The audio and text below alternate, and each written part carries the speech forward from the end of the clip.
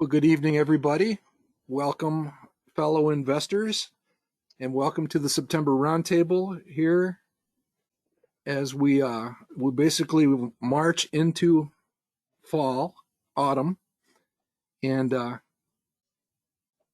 try to navigate a fairly turbulent market, which has gotten a little bit more turbulent with some of the events going on around the globe, and it has been kind of frothy there for a while. So it is an interesting time. A few more opportunities starting to materialize, but we'll be covering that here tonight. My name is Mark Robertson. I am founder and managing partner of Manifest Investing. I'm joined here by my colleague, Ken Kavula. Say good evening, Ken. Good evening, everybody. Glad to be here. This is a nice opportunity for us to get together once a month and talk my favorite topics. So I'm ready to begin, Mark. Okay. And that underbelly of the aircraft up at the top of the screen just has to have Hugh just giddy over the whole prospect. Are you doing some traveling these days, Hugh? Yeah, you can hear me okay? Can hear you just fine. Perfectly. Yeah, I've been doing quite a bit. I was traveling last week and the week before. You know, things are definitely picking up slowly, which is exciting. Mm-hmm. Travel, that is. Business is booming. Yeah, business is booming in so many areas. I mean, we just ordered some furniture. It's just amazing. Between that and some home renovation materials, literally waiting months for some of that stuff. Yeah. And it's just one of the most unusual economies of a lifetime. Mm-hmm. I'll tell you one of the biggest surprises I've had in a long time, Mark. It was going to my local Meijer and finding them completely sold out of cat food. Wow.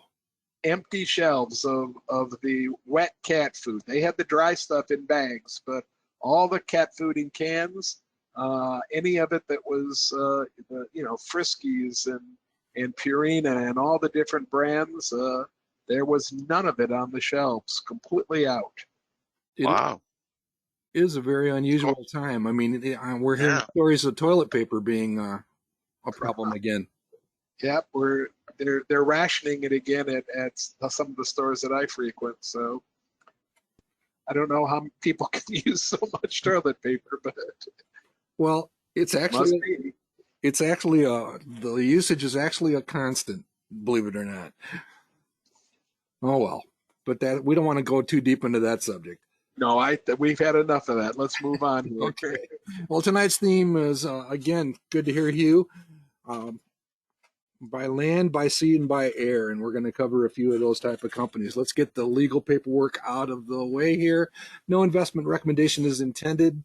If you're new here, there are a few new names on the list and a lot of familiar names. Greetings, everybody. Big hug for all of you. No investment recommendation is intended. This is an educational demonstration. Our intent here is to share some of the methods and techniques of the modern investment club movement when it comes to discovering better companies and deciding whether or not they're at better prices. That's what we do. Everything that we do here is to illustrate that. We will be talking about real companies, real time, and applying those techniques. And we will be sharing our ideas about how to effectively do that. It will be our opinions. We also, every once in a while, we'll actually own a company that we talk about. We try to disclose that when that is the situation. If you'd like to have an email reminder for this list, and I actually had 2 or 3 people this past week ask me how they could be reminded for the roundtable. Please send an email to nkavula1@comcast.net, and Natalie will not inundate you with email. She will remind you monthly with, about a day's notice before the session, Ken? She'll send something out about 2 weeks before it's going to happen, and then you get a reminder within the day, within 24 hours, that it's going to be coming up. Yeah. And that's good, because I know that I forget to show up places if I don't have my my best friend upstairs there giving me reminders. If you would like a copy of the slides, or if you have follow-up questions, please send an email to me at markr@manifestinvesting.com, and we'll be happy to try to chase down answers or things that you desire. All right, here we go. This is our standing agenda. Again, welcome if you're here for the first time. We do keep it fairly informal. You can either raise your hand and Ken watches for participation by the audience, or you can text or enter text into the questions tab as we go along. We do try to leave time at the end. There is an audience poll towards the end of the session over the stocks that are presented, and we try to leave a little bit of time for Q&A at the end, kind of a wide open playing field. We keep track of how we do. We'll cover that here in a second, and basically do keep track of a tracking portfolio. The stocks for tonight are, Ken is coming back with Malibu Boats. He apparently really likes that company. Kim was unable to join us tonight, but she had nominated Lockheed Martin, so we'll touch on that one a little bit. I'm going to go with Yum China, ticker YUMC. And I did, in honor of Hugh, add an Irish Spring selection of Federal Express. That is a contingent selection. It's kind of like a provisional golf shot. So Hugh, if you find interest in FedEx ended up at the top of one of your favorite screens for high quality companies that are trading near their 52-week lows. So you can count on that. Nice and low today. Yeah. FedEx, yeah. So we'll cover that briefly, and that will be among the selections for the audience if you persuade them that you're seeing enough FedEx traffic at the airport near you. All right, so let's go ahead and get underway. We've been doing this now for a little over 11 years. We try to share an idea, and then the analysis of that idea, much like an investment club would do it, in keeping with the teachings of the modern investment club movement. We keep track of how well we do. Our objective is to try to beat the market by 5 percentage points. That's 500 basis points. We keep track of the market using the Wilshire 5000 index fund. We would like to see a majority of our selections outperform the market since the time of selection or decision. Here is the track record, the collective track record over the years. What you're looking at here is the relative return of our tracking portfolio versus the Wilshire 5000. You can see that since it was July 2010, we actually have checked in with a rate of return. It's an annualized rate of return of 18.5% during a period when mirroring investments in the Wilshire 5000 would have achieved 14.5. That's what gets you a relative return of 4 percentage points. So that 18.5 minus 14.5. The objective is to try to get to that red line. That's 5 percentage points above the general stock market. And you can see we had been in the stratosphere, living above that line for quite a while. We've ducked down below it, but over the long term, I think that's a level of performance to celebrate. Your thoughts, Ken? Well, I'd love to see us get back to the +5, but I know, Mark, that if I can maintain my portfolios even at a +2, I know I'm really significantly adding to my nest egg. So a +4 is nothing to be sneezed at, and I'll take it. All right, and you can see that we have slightly more than half of the selections have actually beat the market since the time of selection. So let's go ahead and press on. Here's kind of a look at the portfolio. You can see all of the stocks in the tracking portfolio by going to this public link up at the top of the page. This is a Manifest Investing dashboard where we try to collect up the essential and most important characteristics of any investment. And you see them from left to right on the dashboard, how we keep track of the portfolio. What we do for the tracking portfolio at the roundtable is every time a stock is selected, whether it be Knight, Damsel, Guest Night, or the audience, we invest $1,000 into that company. So for example, Microsoft now has nearly $72,000 That has actually been only selected, where is it here? 5 times. 5 times, right? Yep. So $5,000 invested in Microsoft over the last several years. A number of those are Hugh selections, by the way. $72,000. I think that's pretty supportive of a smiling investor anytime you experience that. And so you can see from this legend up at the top how many times the stocks have been selected. Again, we love to point out Amazon is a 2-time selection, so that's just $2,000 into Amazon. What's your favorite, Ken? Well, it's not necessarily my favorite, Mark, but I'm really impressed with Booking.com. And the reason I'm impressed with it is that its business model just, fell completely apart with COVID. And yet we've selected it 11 times, and it's doubled in the time that we've held it.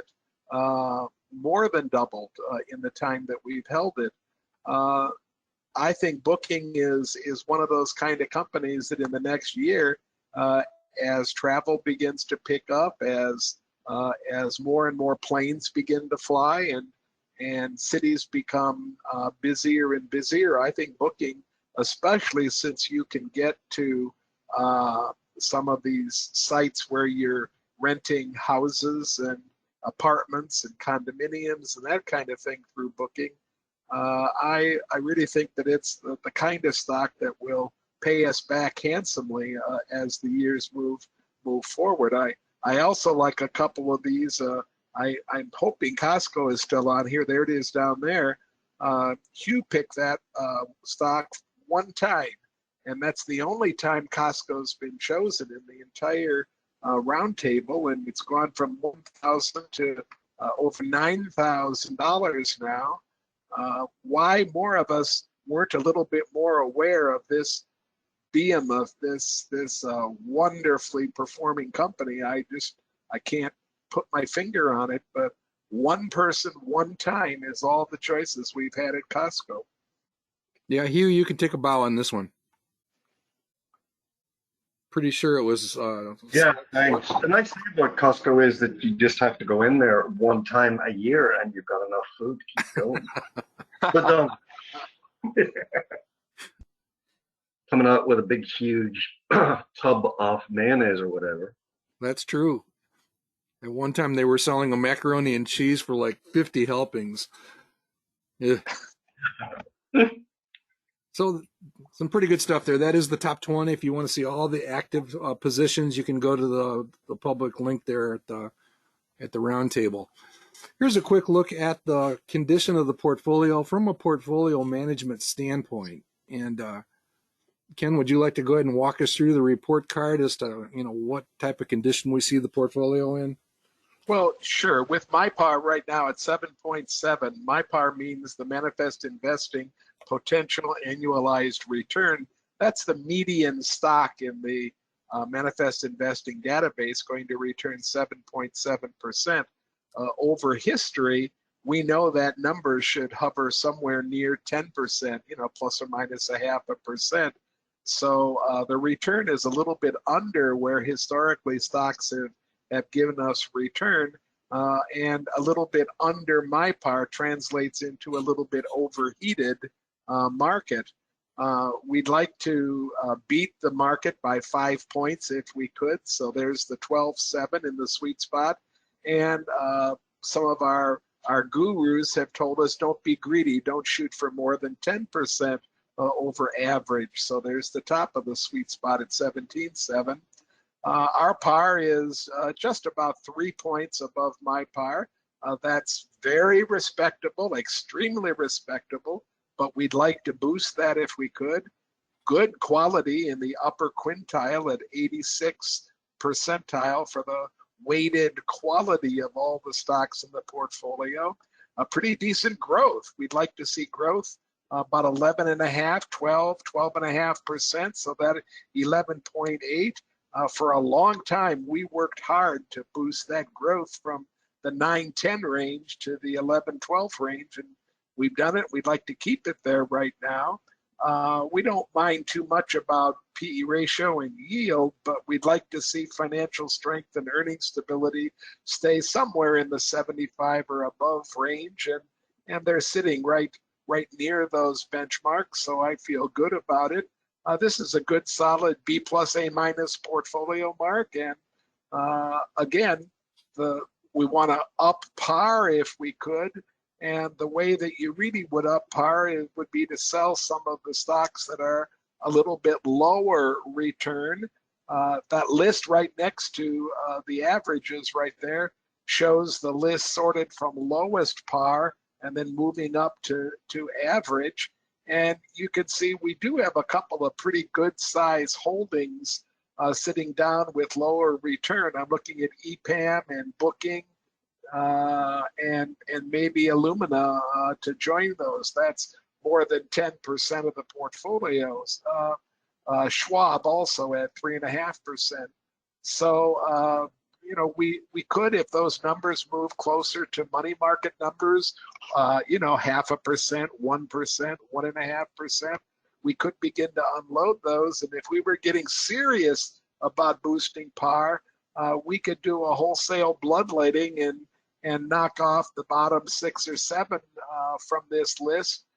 But I think at this point in the market, we'd be throwing out some contenders that I don't think need to be tossed out at the moment from the portfolio, Mark. Yeah, and EPAM Systems is actually kind of a poster child of, you know, how you don't do that. I just point to the teachings of George Nicholson where he says, you know, anytime you've got a company with this type of a growth rate, and even if that's wrong by 5%, you know, you're talking about a 20%-ish growth rate, you give them room to run.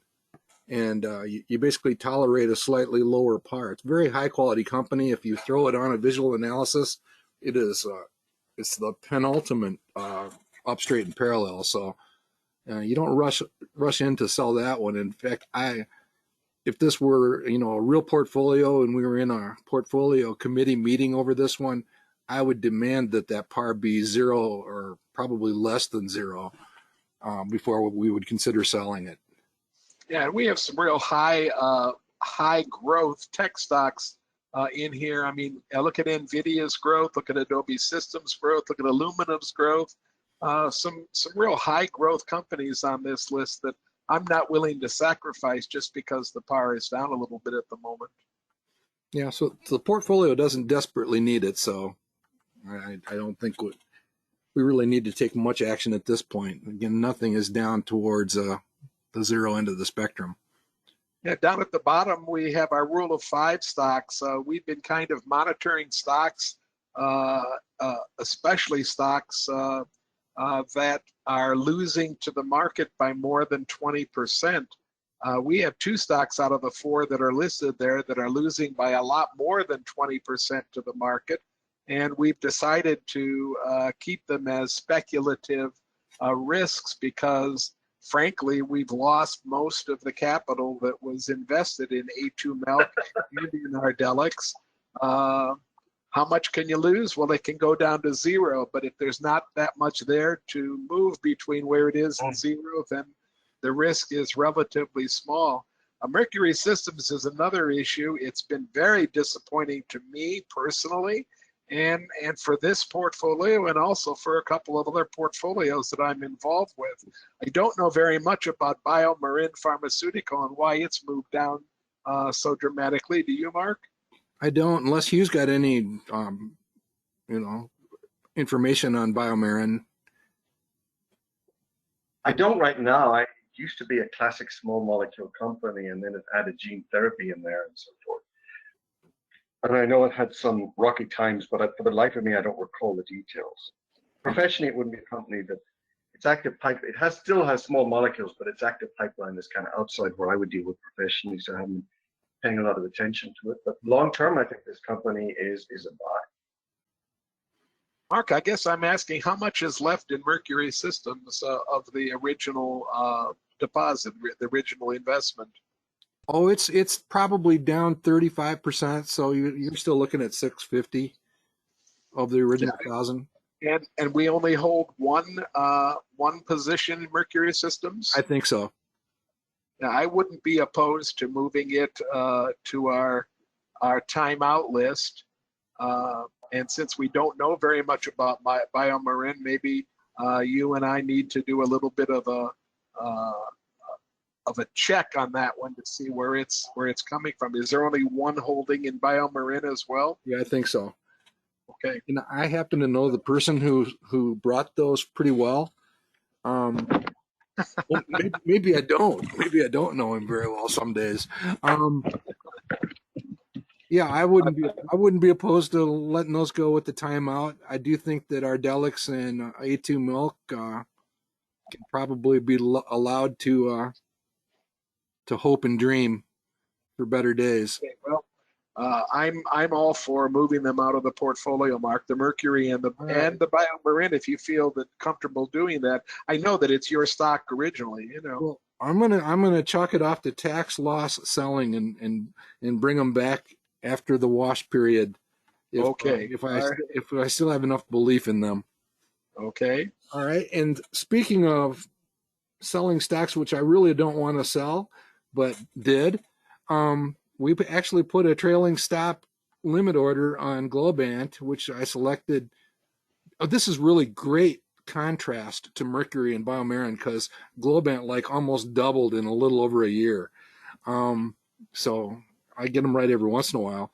But we did at a recent meeting talk about putting a trailing stop limit order because this thing was actually just taking off like a potential Roman candle, and it actually reached 333 and dipped back under 300. So the 10% trailing stop kicked in, and we'll just simply high five and say thank you and continue to be aware of the company. But we did close out that position. Well, we did that as a demonstration at the last roundtable, didn't we, Mark? I think so. To show folks that you don't necessarily need to sell one of these high flyers, but you might want to protect it from any kind of significant capital gains loss. And that's what we were doing, protecting some of our gains. Yeah, and we're happy with the fairly large gains that we did have. All right. So with that, let's go ahead and get into the stock presentations. We can come back into the Q&A if we wanted to talk about some of that stuff a little bit more. But Ken, why don't you take us away with Malibu Boats? Well, this slide might look familiar to you folks because it's the exact same slide that I opened my presentation with a month ago on Malibu Boats. The ticker is MBUU, and Malibu operates under the 5 different brand names that you see in the banner across the top of the slide. These are all high price points. These are not the kind of boats that are average priced or fishing boats or boats that might be your first boat. These are premium boats for the most part with a high price tag attached to them. And if you know anything about these brands, then you'll recognize the premium quality of the boats themselves. Next slide, Mark. Malibu's growth strategy is to innovate. They actually hold a number of patents for various things. One of the biggest changes right now in boating has been the switch from water skiing to wakeboarding. And Malibu has invented different ways that boats can make larger wakes and allow more successful wakeboarding to happen. They put it on their own boats, patented the piece of equipment, and now are able to let other people use a similar type of equipment if they pay them a royalty. Malibu is always trying to fill in the empty spaces in its portfolio. It believes strongly in vertical integration. So not only does it like to make a lot of the major components for the boats, but it's making more and more of the secondary components for the boat, feeling that in-house manufacturing is more controllable and you can make a better profit doing that. And they have not been adverse at all into making strategic acquisitions of premium companies and have a long track record now of absorbing these premium companies right into the Malibu company and making it accretive to the bottom line almost immediately. Next slide, Mark. This vertical integration strategy is a big deal for Malibu. And here's an example that you can read yourself throughout what they're doing. This is a piece of equipment to help you get up into the boat.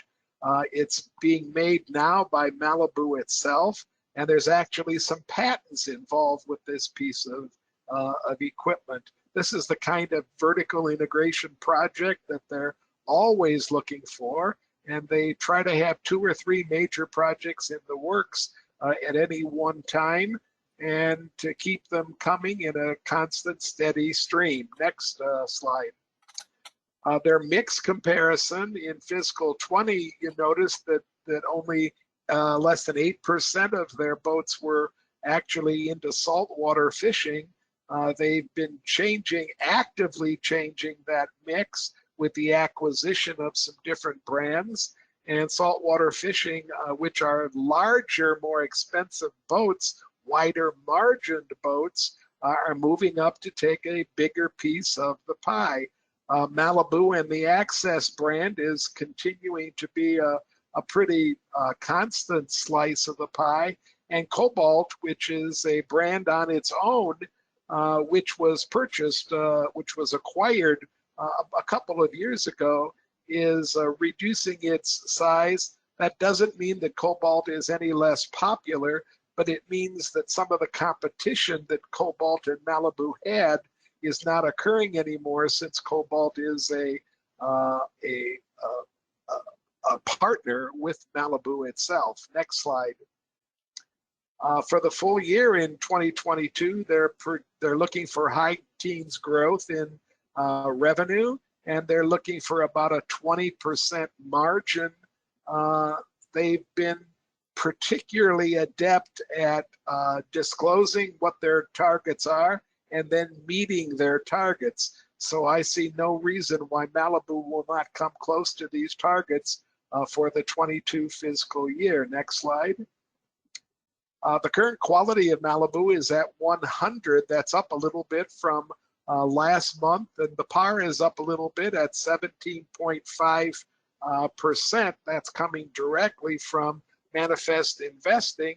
And I'm looking at the Chronicle here in Manifest, and basically if I bought Malibu today, I'd be buying an extremely high quality company, and the par value, that's the red graph, which is at 17. So Mark could maybe put a mark where 17 is, right about there.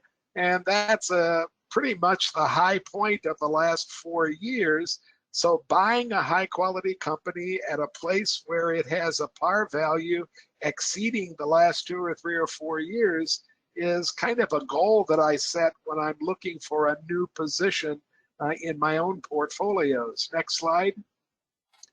I like the character of the visual analysis. The lines are relatively straight. They are moving in an upward direction.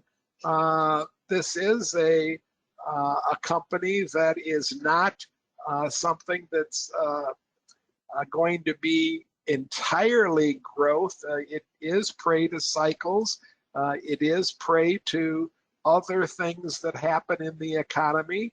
But right now, people seem to be very flush with money, and boats are something that have consistently served as symbols for folks making it, and I don't see any reason why that's not going to continue to happen.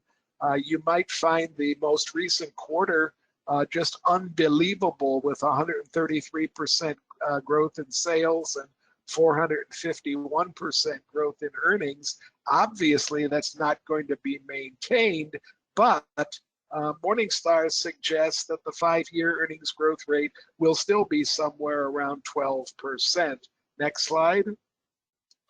I'm looking at the value line annual rates box, and you can see sales at 13.5, earnings at 18. I'm looking at 7-year trends for Malibu, with sales at 28, earnings at 33.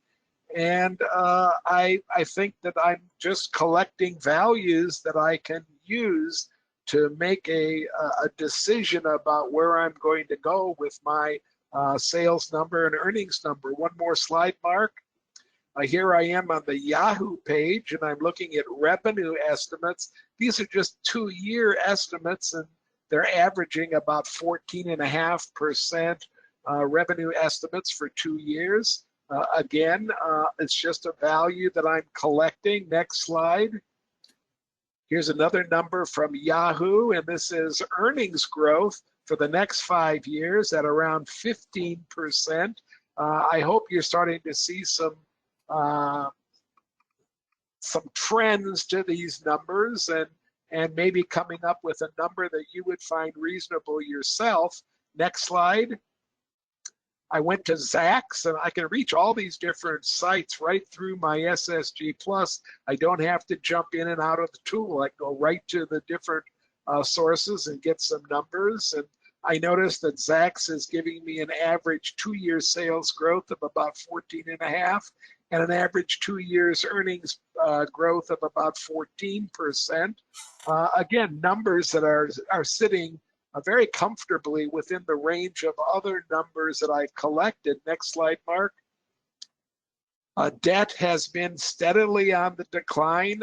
This company typically will put a lot of debt onto its balance sheet and then work quite hard to pay it off down to a reasonable number, and then get ready to make another large acquisition again.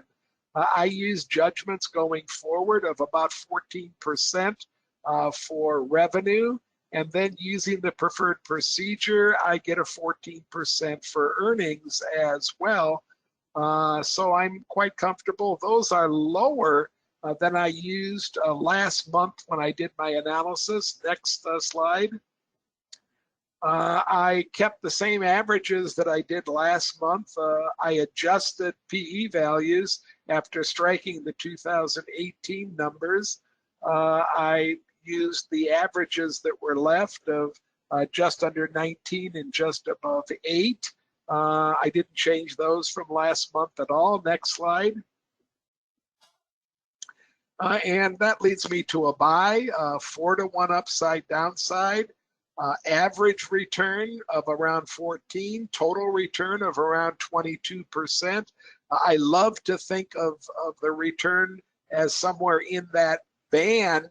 So if it's going to give me somewhere between 14 and 22%, I think that's extremely suitable for a medium-sized company, which this is. Manifest verifies, gives me some validity in my analysis by telling me that its par number is 17.5, certainly within that same ballpark right there. So all in all, I'm very confident that I'm looking at a high quality company with a par that's higher than it's been in the last 3 or 4 years, and with the potential to give me some really nice return in the next 3 to 4 to 5 years. I think that's my last slide, Mark. Yeah, and I had inserted this one just to make the point that Malibu was also featured by Charlene Hansen, one of the volunteers from the Mid-Michigan chapter, during that successful investing stock panel, affectionately known as our COVID cancellation conference 3. And Charlene presented it there, and Ken has been copying her ever since. Copying her homework. A former teacher. All right. It's just making use of the fact that Charlene made a great choice. Yep. Good resources.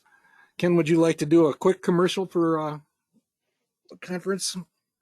Yeah, we'd love you to save the dates, folks, on November 10th and 11th. That's more than a month from now. We're going to be running our 4th COVID cancellation conference. As most of you know, BINC has been postponed again because of COVID.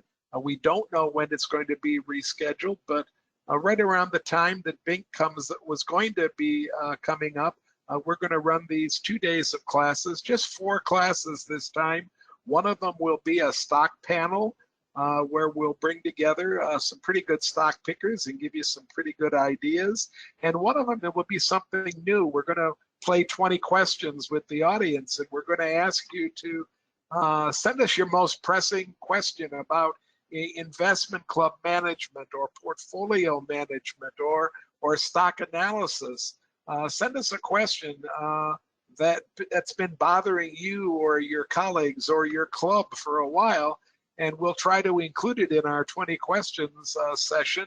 It's going to be Mark and Cy and myself, and we hope to have kind of a good time with some really varied questions coming right from our audience. So send those to Mark at manifestinvesting.com, or send them to me at kkavula1@comcast.net, and we'll certainly try to get it answered within that class period.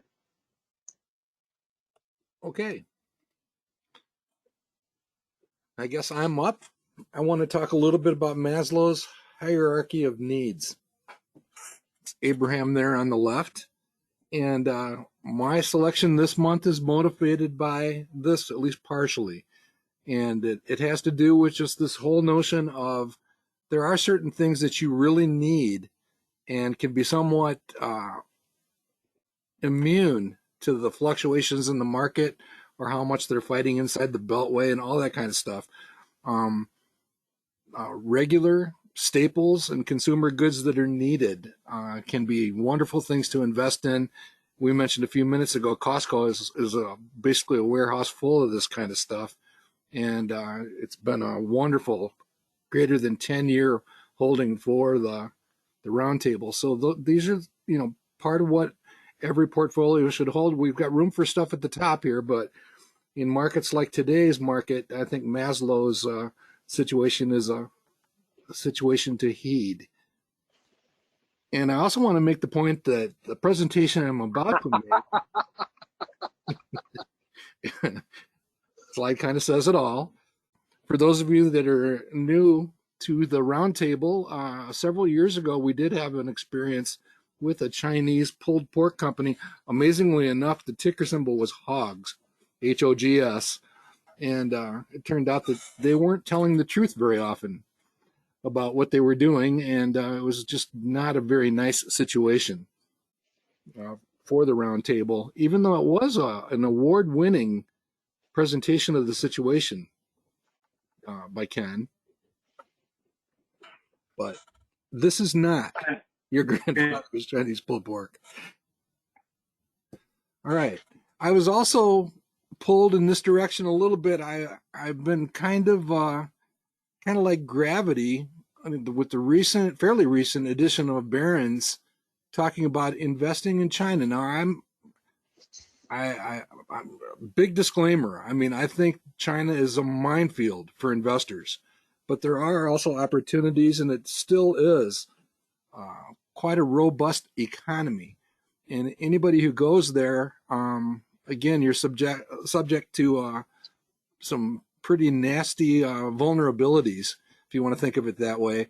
But when it comes to food and kind of the overall situation over there and their habits and their spending habits and everything else, this one has a little bit of potential immunity from some of the really nasty situations that we've seen with the regulation and some of the real estate stuff. And the case has been made by a number of people, including Barron's. I'm going to show you a couple more. The company has been running pretty well. And it's you want to talk about a field of opportunity with geographic expansion. This is a company that's got Yum in China. For those not aware, we're talking about the combination of Kentucky Fried Chicken and Taco Bell and a couple other contributors to that matrix in the fast food market, and it's done extremely well over the last several years. So I have a hard time ignoring that opportunity is there, and it's been punished right along with, the stock price of this company has been punished with everybody else in the Chinese marketplace, which has just been absolutely destroyed.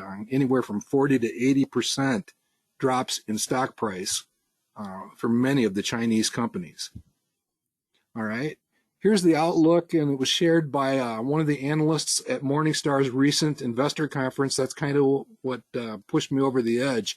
Just hearing him talk about this opportunity in terms of how leveraged and how well positioned they are in the Chinese marketplace. Very well thought of, and he acknowledged the regulatory risks on some of these Chinese internet companies that could have the door slammed on them in a minute's notice, and or without a minute's notice, and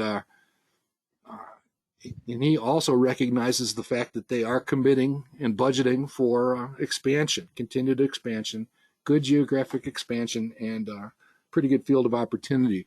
Notice that with a current price somewhere in the high 50s, 58, 68, the fair value according to Morningstar is 86. So it's trading at quite a discount, significantly undervalued according to the Morningstar analysis, and that would actually line up pretty well with our analysis and value lines also. Here's a look at some of the price charts so you can see the carnage. Here's the short-term chart over the last 6 months or so, and you can see that it has taken quite a tumble in stock price, dropping down fairly low here a couple of weeks ago, actually approximately a week ago. And then here's the longer-term trend, actually pretty strong trend to the upside. The Chronicle also tells the story. The stock price has been relatively flat. It had been advancing fairly well, but it has taken a little bit of a dip. And again, as Ken pointed out, the result of this most recent dip for a company which continues to fire on most, if not all, cylinders is that their projected annual return, their return forecast, is approaching multi-year highs. Okay, and the quality is hanging in there pretty good, and again, they are executing the business fairly well. One of the things that I do like to do, just showing you a different kind of screening here, I wanted to, those are bearded chickens, by the way, Chinese bearded chickens up at the top overseeing this effort. What I did is I took the criteria for Yum China, and I said I'd like to see if there are any other companies out there that might be better opportunities to study. So I plugged in the Yum China numbers, the projected return of 10.5%, quality of 76, and you can see the various characteristics all the way down to I wanted a manifest rank greater than 90, and the Motley Fool Caps thing there for the all-star stock picking thing, 95, just to see who pops up. And lo and behold, the companies that I've presented the last couple of months continue to show up. We continue to be pretty favorable on LCI Industries and Boston Beer. Didn't want to repeat. The only thing that gives me a little bit of heartburn, no pun intended, is the 30 PE for Boston Beer, but they've certainly earned that. They are greatly respected. But notice that we do have Taiwan Semi, Tencent, a couple of other technology companies there, but nothing is really jumping off the page too strongly, especially since we drift down out of the sweet spot, and I kind of wanted to stay fairly close to that. So nothing really jumps off the page other than those top two companies. So I continue to be happy with Yum China. Here's a look at the company, both from the perspective of right before the pandemic started, the value line data from February 2020, and then the most recent data updated to update the price and a couple other characteristics. But you can see these guys have been executing pretty well. The sales trajectory is upper single digits, and stock price has actually been fairly well behaved, even despite the recent disruption, and the earnings have been fairly steady. Notice that the profitability, as measured by the percent net margin, has been fairly strong. Most of the analysts following the company expect that to continue to improve a little bit as they expand throughout China. And again, a PE ratio somewhere in the 20s seems to make a lot of sense from the business model analysis. So based on that, we're basically talking about a $10 billion company growing at 9 or 10%, chugging in at net margins in the low double digits. And a PE of 23 does seem fairly reasonable. You can see that has not changed over time.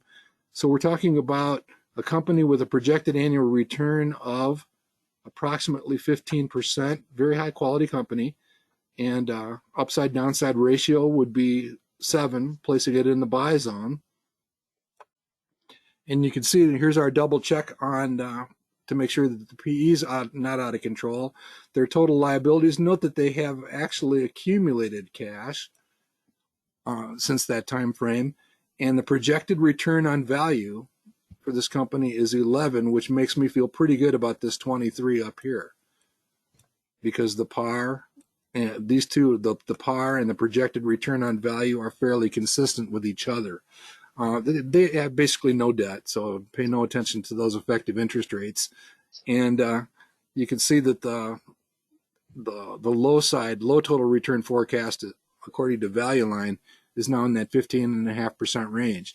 So we're talking about a company that has a pretty wide berth of opportunity, 9 or 10% growth, very steady profitability, a credible PE in the low 20s, and a projected annual return in the teens. So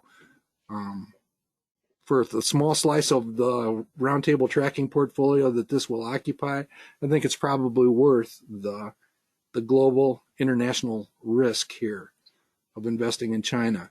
Here's the words according to Value Line. Again, they expect it to do fairly well with significant long-term capital appreciation over the longer term. And they make the point that this one is probably a little less vulnerable to some of the things going on in the government, and plenty of room to grow. I think that might be my last slide. It is. Okay, Kim's not able to join us tonight, but she was going to throw Lockheed Martin on the pile just because it has also been kind of lagging a little bit here lately. She would point out that the decent returns over here, and that the PE ratio of only 13 versus a longer term outlook of 14. This is kind of a mini triple play situation, and also pointing out that the profitability at the company has been steadily improving. So it's a mini triple play.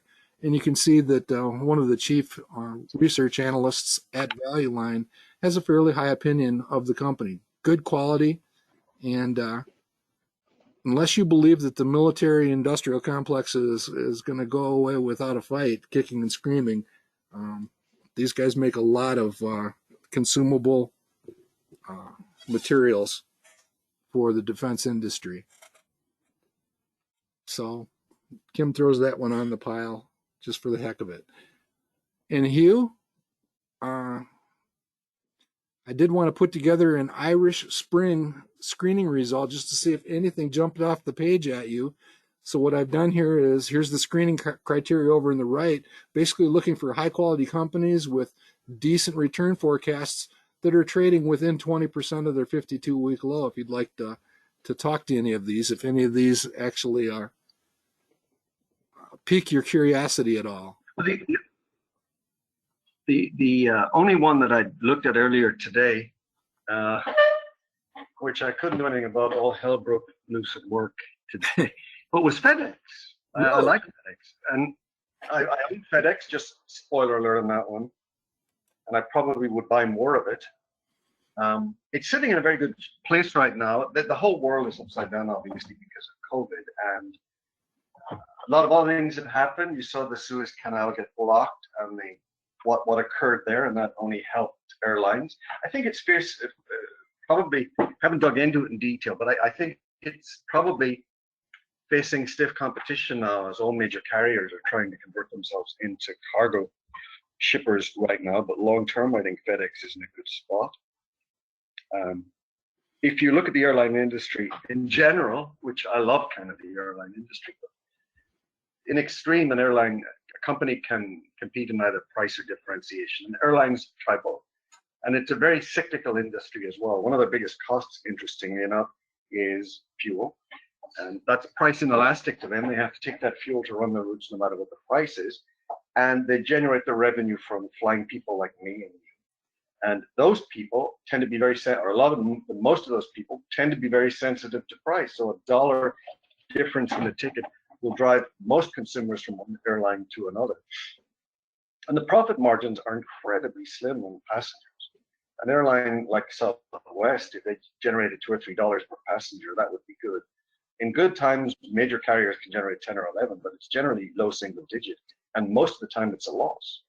And so it's not surprising that the airlines that are consistently profitable are those like FedEx, the passenger airlines that have what I'll call, many call self-loading cargo, the discount carriers, such as Southwest, that differentiate themselves in price and try to extract as much revenue from people as possible. That's been taken to an extreme by European discount carriers like Ryanair, which is probably one of the most profitable airlines in the world. It's incredible, really. But there really are cargo carriers like a FedEx in disguise. And FedEx, it's been expanding crazily and doing well. It's facing a lot of competition now because there are other cargo carriers starting. It's cheap to get an aircraft right now, and old aircraft seem to be, they seem to end up with cargo carriers like FedEx. They fly a lot of Boeing 767s. They're actually converting, in Israel, there's a company that's converting a 777-300ER, which is a classic passenger plane, and it's finally being converted into a freighter. 747s are very popular as freighters. Kalita, which is a competitor of Southwest, I don't think it's public, but Southwest, sorry, a competitor of FedEx. But FedEx is the dominant company in the space. It's not going anywhere. It has a great brand and a great model. I think it is facing tough competition right now. As I said, everyone is carrying things in the air. Yeah, Hugh, one of the things I find interesting about this one is the problem that they had last week was they had kind of a speed bump in their quarterly report, and the problem was directly related to not being able to get enough people to work.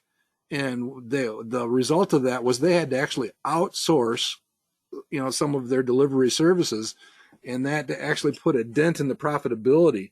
It just, to me, it sounds like, this is a well-managed company. What a nice problem to have. Yeah, it's short term now. Go ahead with your thinking on that. No, I think this is right across the economy. I'll give you a horror story. In May, right when travel, at least for me, was starting up again, I flew.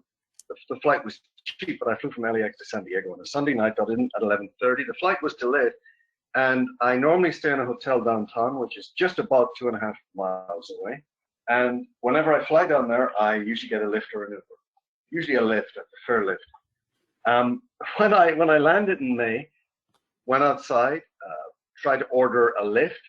The cheapest fare that they offered was $124 to go 2.5 miles. There were just no cars. And eventually the price kept going up, so I had to take it. The alternative was renting a car, but the car, they wanted about $400 a day for a car. That was Hertz. They dictated the price at that point, and during the week, prices were significantly higher than normal with Lyft, but they told me it's because people aren't working. I know it's a controversial thing to say, and I'm shocked that the federal government will give people enough money so they can sit at home and not earn whatever percent of $124 they get for ferrying somebody 2.5 miles. But yeah. But the economy over, that's, I think, and it is an extreme example. The hotel was complaining we can't service your room because we don't have enough people and we can't hire them. They're not going to come. They don't want to come to work. This is right across the board. That seems to be solving itself right now. And this glitch with FedEx, I'm hoping, is a temporary problem.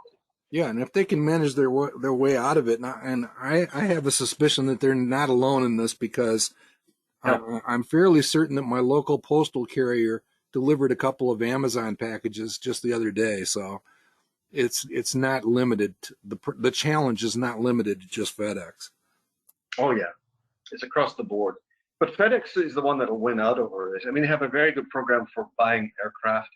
They make great use of aircraft. These are aircraft that just wouldn't cut it as a passenger plane anymore because their maintenance, I suppose, gets very expensive once you go by the C run, an A, B, and C. It's Matt who normally talks about these things in extremely expertise, so it's unfortunate he's not here. But you can actually use them as a cargo carrier, and that's why if you go down to LAX, go online and watch landing and taking off at LAX. FedEx is flying. They'll fly MD-11 still. I think they may still, they've retired all of those. They were flying old McDonnell Douglas. For a while they had Lockheed L-1011s, but I think they've gone. Now they've a few 747s around the place, but you know, older aircraft, a lot of 767s, 200s and 300s. Mhm. There's some, not so much in passenger service anymore. The 300s are not. It's rare to see a 200 carrying passengers, but they certainly will carry FedEx envelopes, and very profitably they'll carry them around the country. So when we tell the stories that you like high quality companies and you become very interested when they get down this close to their 52-week low, fair I get all tingly. Yep. I get all a tingle, and this is a good one. You know, All right. it's not a recommendation, and look at its power. Yeah. And it's got a phenomenal history. I think FedEx started in the 70s, and just to support the comment you made, criticizing a very good presentation where the stock didn't work out. The FedEx MBA, the guy who founded FedEx, wrote an MBA paper on this. It was given a generous C. It almost failed. And of course, he went and used that paper as a template for forming the company. And it was the University of Tennessee, maybe, but it was, I think, in Tennessee somewhere. I don't think it was Vanderbilt. In their MBA school, they have that paper now up on the wall with its big C- grade or whatever it got. Yep. As the template for the foundation of FedEx. Global behemoth. All right. So let's go ahead and throw that on the pile. Ken, are you ready to? I'm ready to launch the poll, Mark, and there we go. So, folks, tell us which one of these you'd like to add a second position to in the roundtable portfolio. All you have to do is use your mouse and click one of the choices, or if you're on a tablet or on a phone, you can even use your finger, I think. You have a touch screen. We'd love to have 85, 90% of you voting. We're up to about 70% right now voting, so we'll give you another 8 or 10 seconds here. Doesn't cost anything. We don't know who voted what, so it's just for bragging rights. There we're at 85%. Let's try to push that over 90 if we could. 87%. Can we convince 2 more, 3 more, 8 more people to press the vote thing? Okay, I'm going to shut it down at 88 or 89% voting. We're going to close. And we're going to show the results. And this time we're going to add a second position in Malibu Boats, Mark. Okay. Okay, with FedEx running a pretty close second right there. And we have a lot of anti-China bias tonight in the audience, Mark. The comments are just rife with people making comments about the Chinese choice. So it's a tough situation. You know, Len and I were talking earlier today about how 9 months ago, if you wanted to talk about any of the energy companies, and we were talking about basically plastics and things that were related to the petrochemical industry, and you know, Hugh actually selected BP back in that time frame, and everybody's holding their nose and, you know, throwing up in their mouth a little.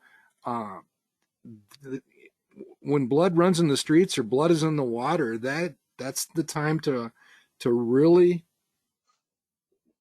wonder about the situation. I wish I had listened to Len's discussion about plastics and gone into a couple of those, because they're up magnificently over the last several months.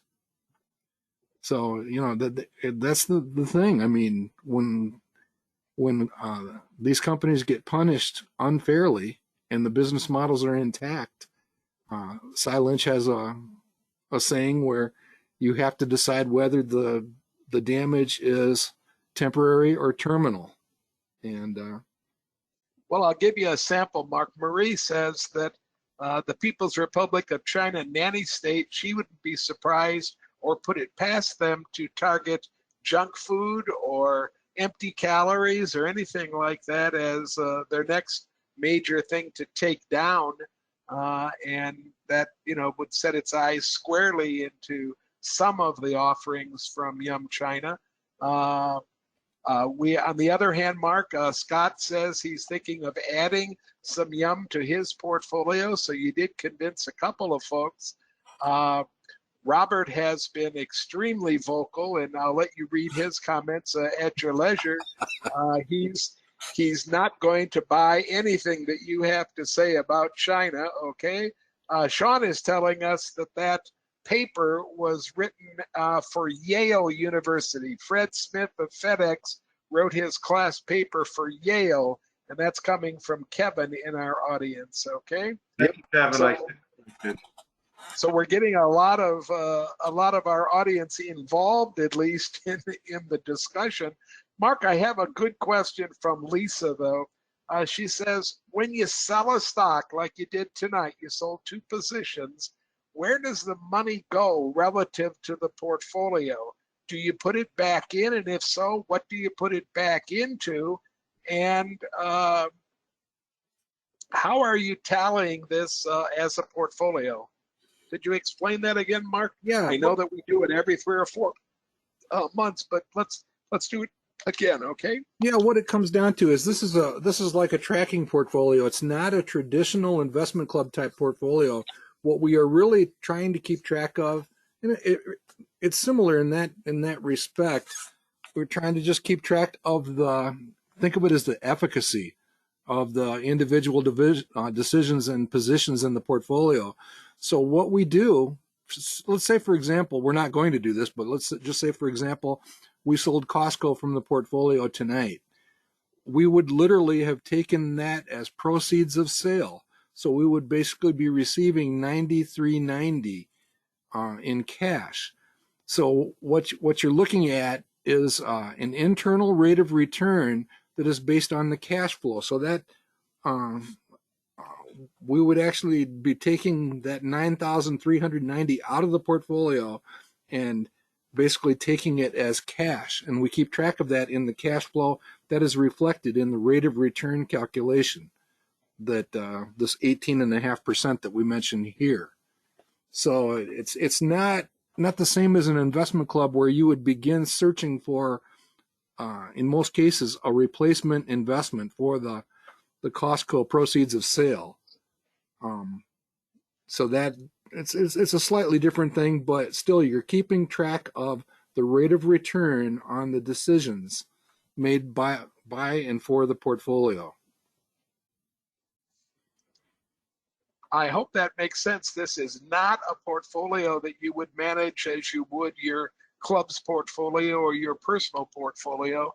And we're not putting money back into it, but we're keeping track of the cash flow. And that's where we get the numbers that we can then compare to what the market might have done under equal additions and subtractions. Mark, how do you get copies of all these slides? Well, we do post them in the Manifest forum, and you can also write to me at this email address right here, and I'd be happy to give you copies of the slides. Okay, we have Len making the point, and I think you made it pretty well yourself, Mark, that the oil industry is a lot more than just putting gasoline in cars. Absolutely. And if you don't understand that, then you only have a very a halfway look at oil as energy. It's a major component in so many other things besides gasoline for cars. Okay. Let's go. I have a long, go on, Mark, go on. I was just going to remind everybody that we will have the October roundtable. I'm still deciding about the expected return session. I'm not sure what morning I'll be doing that. I'll be out with that here in the next couple of days. And there's that COVID cancellation, but you can watch for this at manifestinvesting.com/events. And we do post all of the bull sessions and the registration information for the bull sessions there. And I did want to do a quick commercial. We had a pretty nice session this afternoon where we talked about the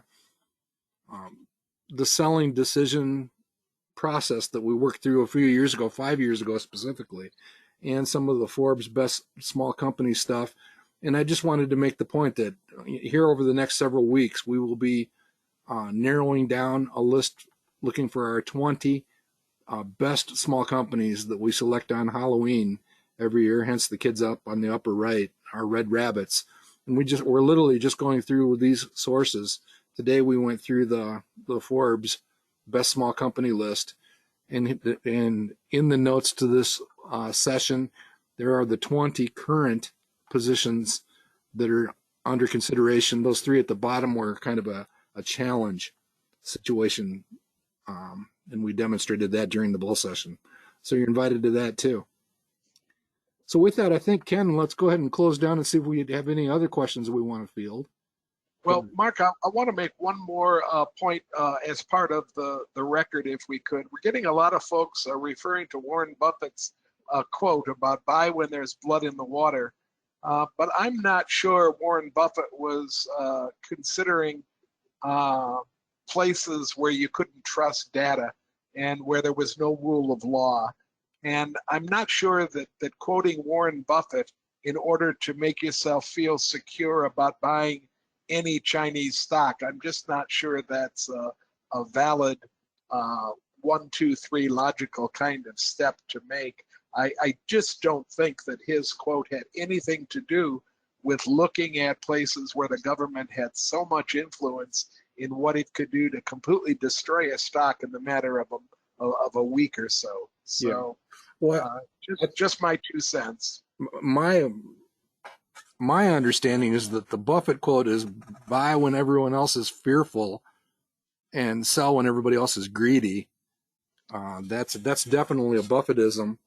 And the blood in the streets, that goes back to a couple of different people, but I know that Sir John Templeton talked about that, and he certainly did a bunch of international investing.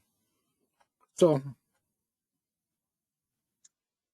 Okay, so we'd like to thank everybody for coming this evening. We had a nice size audience, especially for a September. And we'll see you. We hope we'll see some of you at the next session of the bull session. That's next Tuesday at 2 o'clock in the afternoon.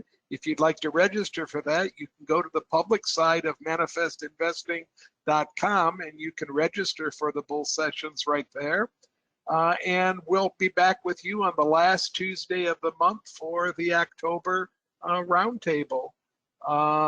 Stay safe, everybody. Thanks for coming tonight, Hugh. It was really good to hear your voice. And if you could stay on a little bit afterwards, we have a couple of questions that maybe we could direct your way. Mark? All right. Thanks, everybody.